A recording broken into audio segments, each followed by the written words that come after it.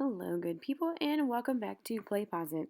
So, in this unit, we are talking about the legislative branch, and we're digging into how laws are made at all three levels of government.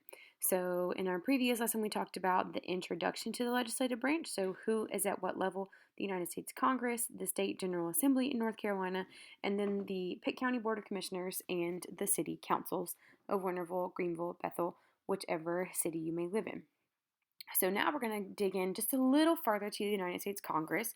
So we are still in the federal level. So if you think of our upside down funnel that we talk about with federalism, federal, state, and local levels, we are still at the federal level and we are speaking about Congress. So Congress are the people that make the laws for the entirety of the United States, all 50 states. They meet in Washington, D.C. So let's discuss some powers of Congress, either where we find them, where we don't find them, and kind of what they are and are not allowed to do, according to the United States Constitution. So our first power would be expressed power. So this is our first type. Our second type that we're going to specifically discuss today is implied powers, or are implied powers, I should say. And our last type are denied powers. So obviously, there are more than that, but we're going to dig into these three particularly. So express powers.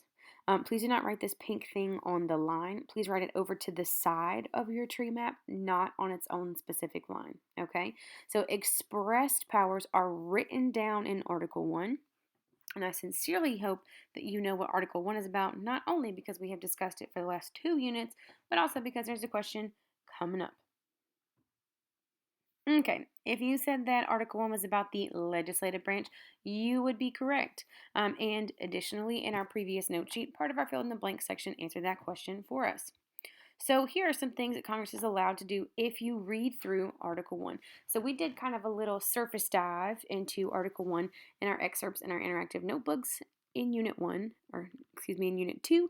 But here in Unit 4, we're going to go just a little bit deeper. So if we read through all of Article 1, setting up the legislative branch of the federal government, they are allowed to do these 7 things, and these 7 things only. They're allowed to collect taxes. Be mindful though, the verb that is used typically on the state exam is to levy taxes. That is the same thing. To collect a tax is to levy a tax on someone. Levy, levy. Congress is also allowed to declare war. If Congress does not declare war, the president cannot command troops and cannot deploy troops into another area. Now, that can be worked around just a little bit with something called the War Powers Resolution, and we'll dig into that in Unit 5. But for now, let's just be mindful that Congress is the only set of humans in the United States who is able to declare war on another sovereign state. All right, creating a post office is an express power. The founding fathers wanted to be sure that people could send mail. Now, this is not quite as important in today's times as far as being able to communicate with one another because we do have cell phones and the internet. We are able to communicate online. However, creating a post office was pretty much the only way to do any sort of business long distance. We only need one of those. We don't need states to handle those. That should just be at the federal level. Regulating immigration is also another expressed power. We don't need 50 different ways to immigrate into the United States. Even in the time of the Founding Fathers, when there were only 13 states, we don't need 13 different versions of who gets to be a citizen and who does not get to be a citizen. Because then nobody knows who is allowed to vote, and it's not really the same from state to state. Again, they can coin or print money. If you look at the back of a dollar bill, it does not say North Carolina Federal Reserve. It says United States Federal Reserve. All right, they are the only people who are allowed to print money. And if you were too cool to let them print money and you decide to print your own money, the Secret Service is going to come for your whole life and they're going to get your whole life. All right, raising a military is another express power. We don't need 50 different versions of training. We need just one. And to regulate commerce or to make rules about trade. That is given to just the federal government. This is in direct response to the Articles of Confederation and a lack of rules about trade. Everybody had their own type of money. There weren't really any rules. It was the Wild West. It was not really a great time. Our next power are implied powers. Now, if you imply something, you're not directly saying it out loud. However, you know what someone is saying without them having to say words. So, when you were little and your mom, auntie, dad, grandma, whoever you live with, took you to the store and you were like, I'm going to sneak, this little snack in there. They're not going to be able to notice. All right, and you snack that little snack or like your gushers or your fruit roll-ups or your hot fries or whatever, and you put it in the cart and they looked at you and just raised their eyebrows. You knew exactly what they were saying without him or whoever having to speak. So an implied power is not written, but we know that the elastic clause, the stretchy one, allows Congress to do so. So you don't have to write this entire thing again. This pink part does not go on a line. Let's make sure we say not written in the Constitution, and let's write elastic clause. Okay? All right. And some implied powers, like creating a national bank. This was a serious issue with the founding fathers when Alexander Hamilton, our founding father who liked to duel and had a gay lover on the side, and multiple lovers really, he was like, listen, let's make a national bank. Let's try to get out of this debt from this war that we just fought with Great Britain a few years back. We got to get out of debt somehow. And they're like, oh my gosh, no, we can't make a national bank. It's not in the Constitution. It was a whole fight. All right. Implied power, again, besides that, would be to build highways. Roads were not really fantastic in the times of the founding fathers. They're made out of cobblestones. They're very bouncy. They're not very smooth. Today's highways that we like to think are nice and smooth and have like our nice little white and yellow lines on them, that is not a power that is listed out in the Constitution. Because, y'all, the Constitution is old, and at some point in time, it's going to have to stretch in order to kind of help us move forward and advance as times get more modern. All right, additionally, we have the ability to create an air force. If people have planes and are using them to commit acts of war, the United States has got to have an equal or greater power to do so. Okay, so creating an air force is an implied power. Put a star beside this. This is a whole test question. You can't say I didn't warn you. Okay, all right, and then this last one is regulate health insurance. There, at no point in the founding fathers' life was there health insurance for regular, everyday, average people on the street.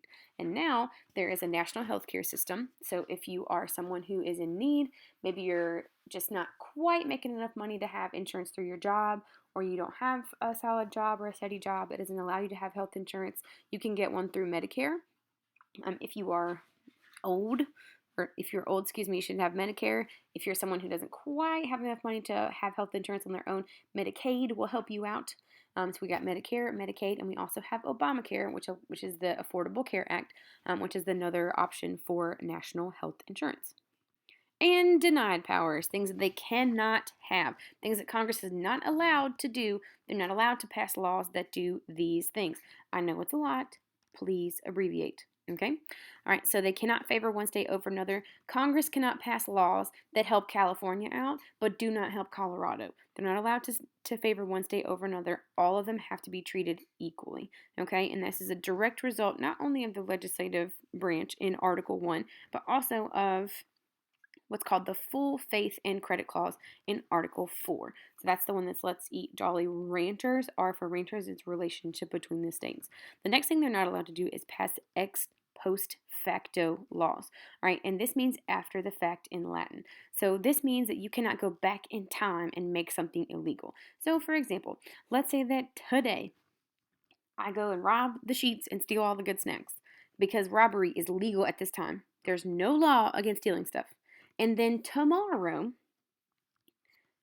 all of a sudden, robbery is now illegal. The police cannot go back and arrest me for what I did yesterday if it was legal at the time. So they can't go back in time to make things illegal. That's not fair. All right, they also are not allowed to pass bills of attainder. You can't just throw someone in a jail cell and never, ever, ever give them a trial date. Now, in today's times, our judicial system at both the local, the state, and the federal level is so overloaded that their trial is going to take a long time. Let's say that someone gets a speeding ticket in the month of March. Their trial date, where they see a judge, is probably not going to be until about May. That's about 2 months. That's a long time to go without a trial. But Congress is not allowed to pass a law that throws somebody in a cell and they never, ever, ever get a trial date. They're also not allowed to deny what's called a writ of habeas corpus. This is not a spell. This is not a disease.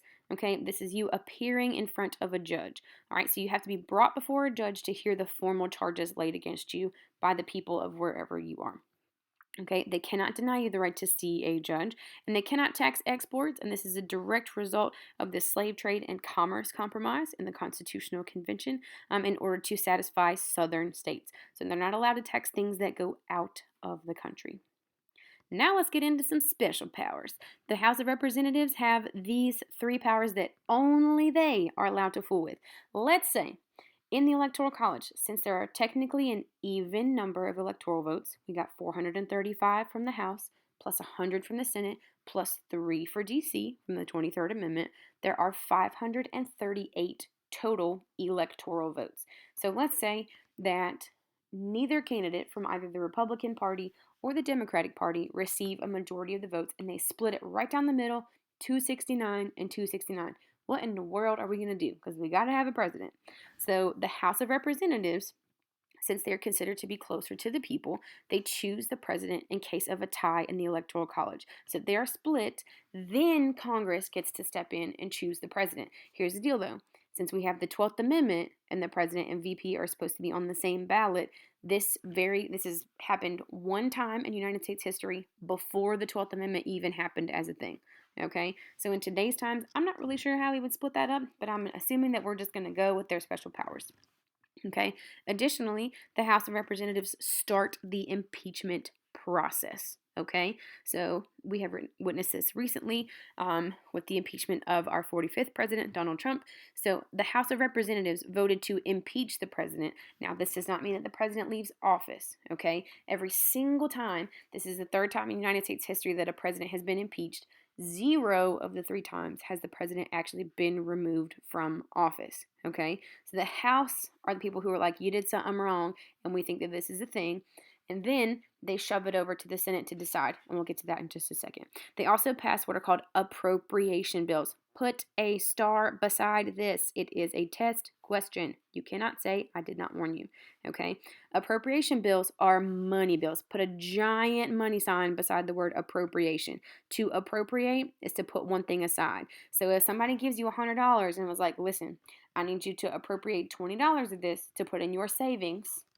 Okay. Or let's say someone says, I need you to put aside $20 of this so that you can go buy, I don't know, some cookout. All right. You appropriate $20 for cookout and the other 80 you're going to spend on other things. You just appropriated money. Okay. You put it in one particular place. This is money bills. All right, let's swing it over to the Senate. So what do they have? They have kind of a set of matching powers, okay? So the United States Senate is technically the more powerful house. It is our equal house that is based on the New Jersey plan, all right? They choose the vice president in case of a tie. Here's why. Because if you think about our previous lesson, we said that the vice president is the tiebreaker in the Senate in case of a tie inside the Senate. So they get to choose the person who is their tiebreaker. Okay. Additionally, the Senate holds the impeachment trial. Okay. So the House starts the process. The Senate is in charge of either removing the president from office or allowing them to stay in office. All right, and then the last thing the Senate can do is approve treaties and appointments. If I give you a test question, my children, and I say, who approves things? Your answer is always, everywhere, and forever going to be the Senate approves. The Senate approves, the Senate approves. All right, and this has been Powers of Congress.